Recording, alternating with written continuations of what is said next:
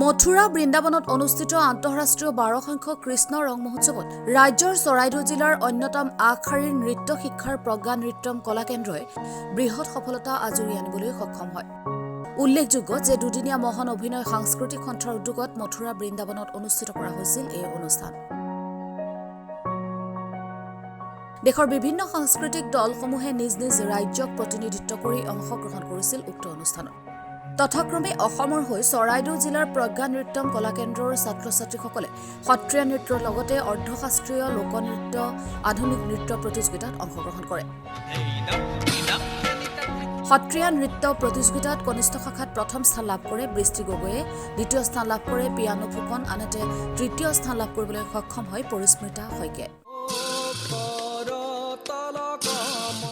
উচ্চ শাখাত প্ৰথম স্থান লাভ কৰে ময়ূৰিকা বসুমতাৰীয়ে, দ্বিতীয় স্থান ময়ূৰী ফুকনে। আনহাতে আধুনিক নৃত্যত উচ্চ শাখাত প্ৰথম স্থান লাভ কৰিবলৈ সক্ষম হয় দীক্ষিতা গগৈ।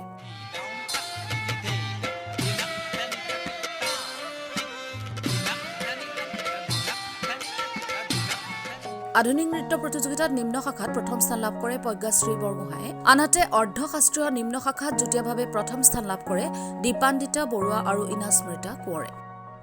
অৰ্ধশাস্ত্ৰীয় নৃত্য প্ৰতিযোগিতাত উচ্চ শাখাত প্ৰথম স্থান লাভ কৰে ময়ূৰিকা বসুমতাৰীয়ে, আনহাতে দ্বিতীয় স্থান লাভ কৰে বাৰ্বী হাজৰিকাই আৰু তৃতীয় স্থান লাভ কৰিবলৈ সক্ষম হয় অনুৰাধা ডেকা।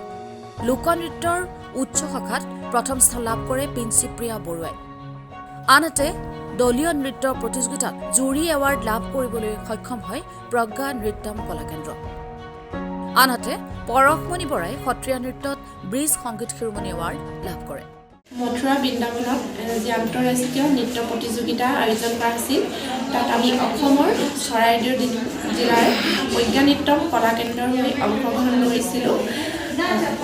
তাত আমি বিশেষকৈ সত্ৰীয়া নৃত্যৰ প্ৰথম, দ্বিতীয় তিনিওটি পুৰস্কাৰ লাভ কৰিবলৈ সক্ষম হ'লোঁ।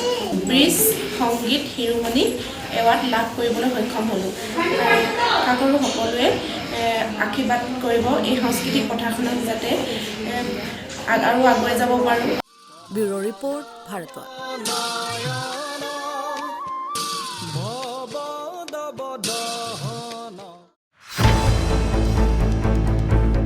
ৰাজনীতিৰ পথাৰৰ পৰা খেতি পথাৰলৈ, অপৰাধৰ পৰা ন্যায়লৈ, দুৰ্নীতিৰ পৰা সংস্কৃতিলৈ, প্ৰতিটো ক্ষণত সলনি হোৱা দেশৰ খবৰ আমাৰ দৃষ্টি। অসম, অৰুণাচল লগতে উত্তৰ পূৰ্বাঞ্চলৰ বিভিন্ন খবৰ আপোনাৰ হাতত। কেৱল ভাৰত ওৱানত।